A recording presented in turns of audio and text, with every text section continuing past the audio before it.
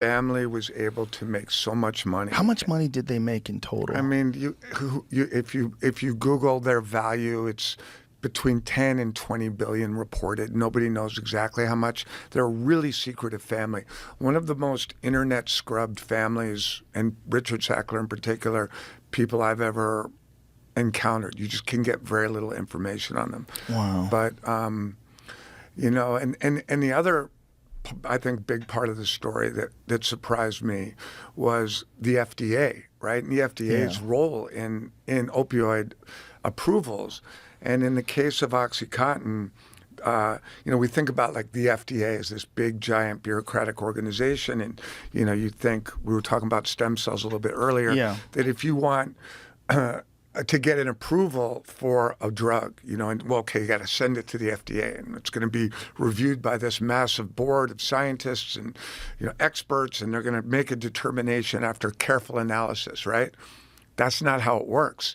And in the case of OxyContin, the whole approval process came down to this one guy, this guy named Curtis Wright.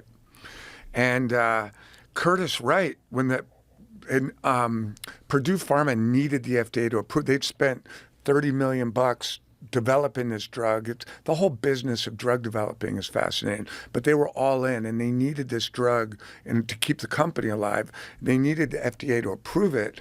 And this guy was like, I can't approve this. This is heroin in a pill. No. Well, and they kept trying to get him to approve it, and they kept trying to get, and they started trying to like pump his ego up. They started writing articles with him. They started trying to, you know, schmooze him and charm him. He wouldn't approve it. Finally, and no one knows the facts, they took him to a hotel on the East Coast. Purdue Pharma took Curtis Wright of the FDA, spent a couple of days in this hotel room. They came out of the hotel room with an approval, with the language, OxyContin, quote, is believed to be non-addictive, is believed. If you think about that language, it had never been used in an approval process before, ever. Made no sense. Is believed. Not is not, but is believed to not be addictive. A year later, he leaves the FDA, where he's making probably 50 grand a year. Where does he go work? Purdue Pharma. Ugh. For $400,000+ a year. Ugh. They bought the approval. But the 2 days in the hotel, what the fuck did they do? Nobody knows. And who agrees to stay in a hotel for 2 days with those people? So I wrote a scene in Painkiller. We were putting it together where we imagined what happened in that hotel. Right. And I had like everything from monkeys to like kickboxing, Thai kickboxing, massage parlors, to like everything.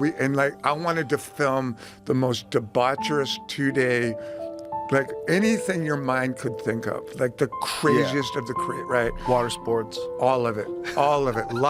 Like jet water sports, like with they spray your house down with sandblasting, like just the crazy, and we wrote it like this just Faustian orgy of absolute decadence. And the lawyers called, and they're like, "Are you fucking kidding me? We can't do this." So we just shut the door. Oh, wow. And I think it's episode 3 that's it. But he took a job. But there's conspiracies today that are real. And this Sackler family is one of the best examples of one that was enormously successful and worked on multiple levels. And this story about getting this regulator to approve it by putting him in a hotel for 2 weeks, how the fuck is that not illegal? Like, how is that not illegal? I mean, they handled themselves. He spent a year still working for the FDA before he came and worked for Purdue. And it's pretty intense. I just saw a video that I don't know whether it was TMZ or somebody found the guy, Curtis Wright, up in, I think he's in New Hampshire, just like 2 days ago, and they kind of went after him.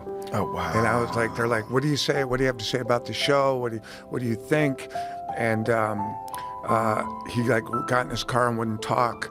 And then they just interviewed the local police chief for this town in New Hampshire, who said that, well, we had no idea that this guy's living in our town. I want to take him on a tour of our morgue and our cemeteries and show him. I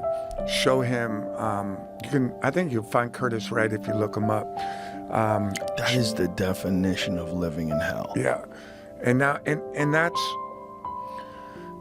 I think that people have asked, like, what is justice? What does justice even look like in a situation like this, right? Like, if you're that's the guy? in the red, so that's Noah who plays him, and that was just that's the actual that's guy. the actual gentleman who approved it. That's the guy who went and worked for. So he just moved to a remote town. Yeah, moved to a remote town, and after a show came out, I think is that a gun on his hip? I don't think so. What is that? It's like a flashlight. He's got like a rig. Looks like he's got this phone in the front. Yeah, he's got a whole vibe going on. And a passport filled with trips to Thailand, probably. Yeah. Right. But like that's the face of a big part of the issue. That this guy was a bureaucrat working for the FDA, living his life in the East Coast. Someone came along and said, "Hey, you want to get out of here?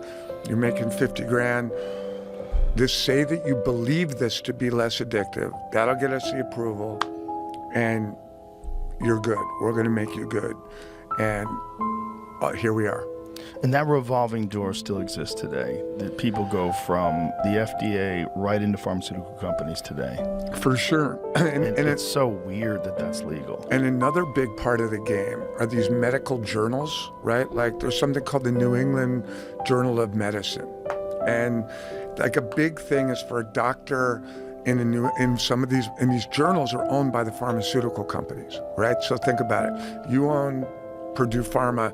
You either buy or control medical journals that write favorable articles about your products, about your drugs. So in the case of OxyContin, there was a small, like almost a letter to the editor written about OxyContin being less than 1% addictive in a medical journal, which sounds like official and like, okay, well, damn, Joe's in a medical journal.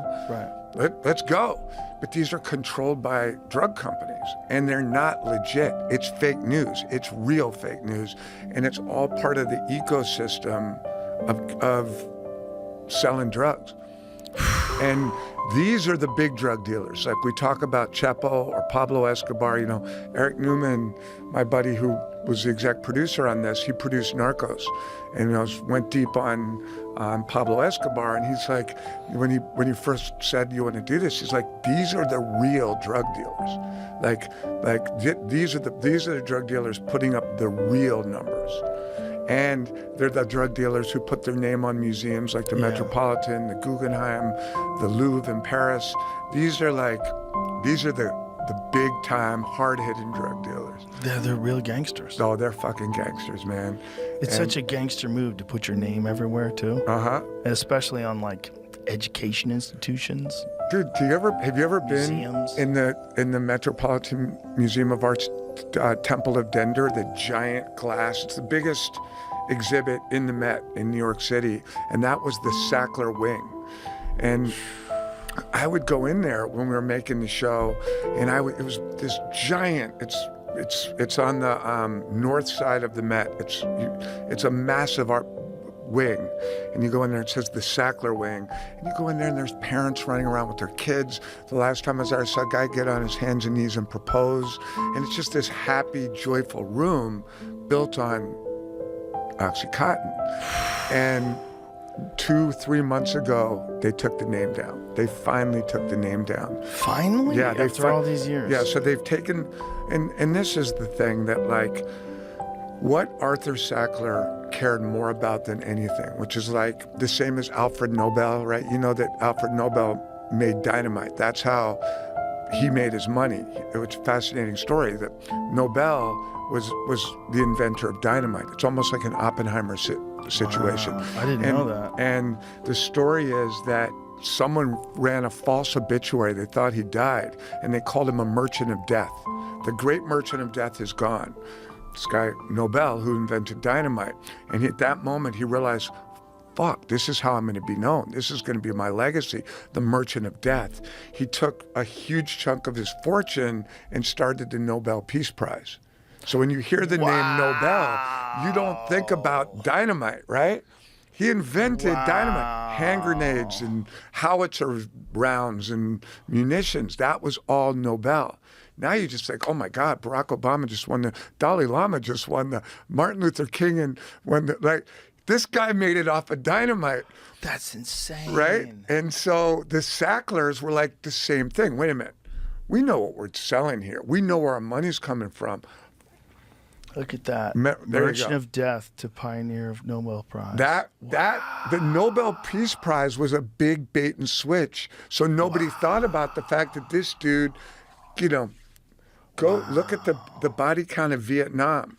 And this is interesting. He said many saw his invention, what Alfred thought would end all wars, just like Oppenheimer, as a highly lethal product. When Alfred's brother Ludwig died in 1888, a French newspaper accidentally published an obituary for Alfred that referred to him as the Merchant of Death. Wow. Right? Did you know that? I did not. That's a mind blower. But it makes sense because that's how evil fucks are. They'll try to cover up what they're doing with humanitarian work. 100%. And that's what the Sacklers did. Like, okay, we're selling heroin and pills. We're like 300, we're up to 300,000 deaths and a lot of wrecked families. Let's buy some art. Let's donate to multiple medical schools, get our names on medical schools all around the country. Let's throw our name up on the Metropolitan Museum of Art, the Guggenheim, the Louvre in Paris. They were putting their names on anything they could. There was a bridge in London that one of the Sacklers, the Sackler Bridge, like just anything to take your eye off the ball. And so to me, you know, whether they end up paying $6 billion or $16 billion, yeah, that's real. That's deserved money. But I think the bigger issue is the name. The evisceration of the name is in deep process right now. As it should be. Yes. And I just wonder how they're going to get away without paying criminal penalties. I mean, not just criminal penalties, but like going to jail. It's hard to go to jail today if you've got a lot of money, Joe. That's insane. Yeah, I mean, it's a jail. I can't imagine the Sacklers going to jail, but I think worse than jail is the fact that the name is now done. Yeah, and that hurts because this was a family that was all about the legacy, and that's over. This guy that approved it, what was his name again? Curtis the Wright. guy that they found. Imagine being that guy, because you didn't even get rich. You know, you got kind of rich. You made a lot of money, but you didn't get like billionaire. I can just go hide on an island rich. You're in a small town in New Hampshire, and then they find you when the series comes out. Yeah, I never know like someone's morality. Like I always have trouble like understanding how different people process morality and like what it would mean for, because you gotta assume a guy like that after 25 years has figured out a way of justifying to himself what he's done, right? Like we all do that. Like, I mean, we justify our behaviors. We don't engage in behavior like that, but whatever we do, we justify it. And I wonder how much it hurts. Like we tried to contact Richard Sackler several times during the early, he used to live here in Austin, and we couldn't find him. He has a house here in Austin still. But how it feels, there's never been a moment where there's been any kind of accountability, where, Richard Sackler comes out and says, okay, look, I am really fucking sorry. Let's just start with that. I am so sorry that this has happened. I am so sorry for the pain. And I can't undo it. But I want to first acknowledge that I'm sorry. I made some really bad decisions. I thought I was helping people. I wasn't. I didn't. There was never been And I think that's where the anger comes from, so much of it.